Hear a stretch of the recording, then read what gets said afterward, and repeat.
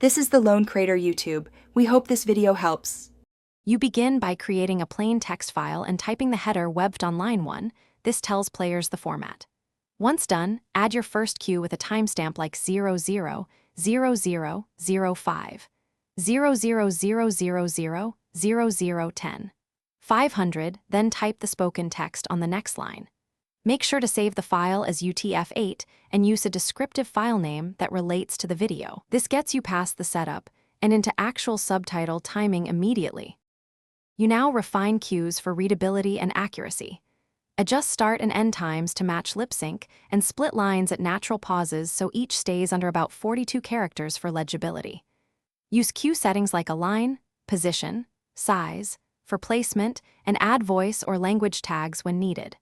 Once you finish edits, preview in your media player or subtitle tool to confirm timing, and iterate until the text matches speech and on-screen action. You wrap up by embedding the VTT in HTML using a track element. For example, track kind equals subtitles, src equals file. VTT srclang equals nlabel equals English, and then test across Chrome, Firefox, mobile, and smart TVs. Validate the file to catch timestamp or syntax errors. Make sure there is no byte order mark and the file is UTF-8. If captions don't appear, check for malformed timestamps, stray tags, or incorrect file path. Thanks for watching. Consider subscribing if we helped you.